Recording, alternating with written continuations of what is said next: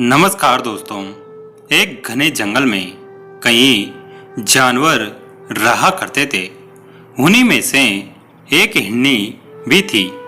एक समय जब वह गर्भवती थी और अपने बच्चे को जन्म देने ही वाली थी।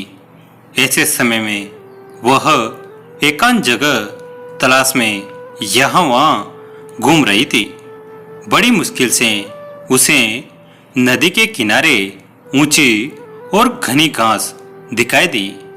यह जगह शिशु को जन्म देने के लिए उपयुक्त थी। वह हिरनी वहां रहना शुरू कर देती हैं।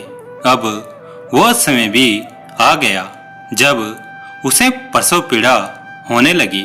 उसे प्रसव पीड़ा हो रही थी। तभी उसके सामने एक बहुत बड़ी समस्या आ खड़ी हो गई। उसने देखा कि आसमान में घनघोर बादल वर्षा को आतुर हो उठे और बिजली कड़कने लगी।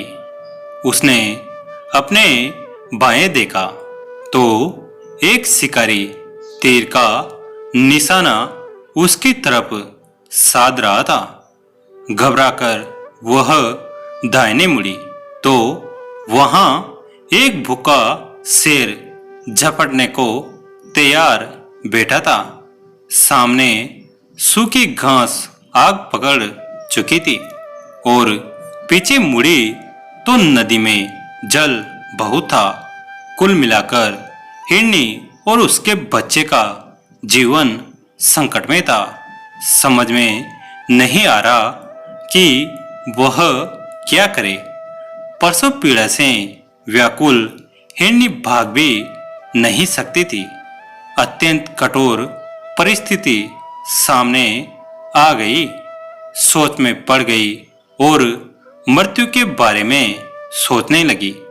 अंत में उसने निश्चय किया कि अब जो होना है वह होगा।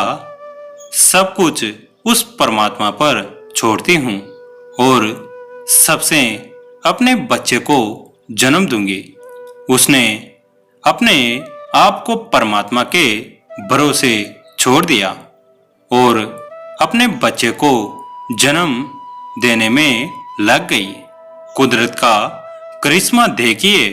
बिजली चमकी और शिकारी का तीर छोड़ते हुए आंखें चौंधिया गई।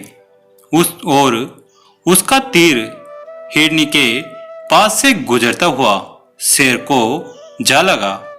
तीर लगते ही शेर उस शिकारी की तरफ झपट पड़ा और शिकारी को भागना पड़ा।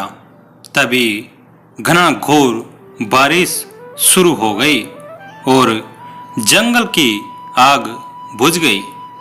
दोस्तों, हमारे जीवन में भी कुछ क्षण ऐसे ही आते हैं जब हम चारों तरफ से समस्याओं से घिरे होते हैं और कोई निर्णय नहीं ले पाते। तब कुछ पल ऐसे आते हम शून्य होकर सब कुछ परमात्मा के हाथों में छोड़ देते हैं। जैसे उस हिरनी ने किया। जो पहली प्राथमिकता हो वह करो। जैसे हिरनी ने शावक को जन्म दिया। प्रभु आपके साथ हैं, वो सब अच्छा करेंगे। दोस्तों, आवश्यकता से अधिक चिंतन भी मन को अवसाद देता है। जब कुछ समझ न आए तब सब कुछ उस परमात्मा की शक्ति पर छोड़ देना चाहिए और अपना काम करते रहना चाहिए। दोस्तों, यह कहानी आपको कैसी शिक्षा देती है कमेंट करके ज़रूर बताइए। वीडियो को लाइक करें, चैनल को सब्सक्राइब करें और घंटे के बटन को दबाकर ऑल पर क्लिक करें। धन्यवाद।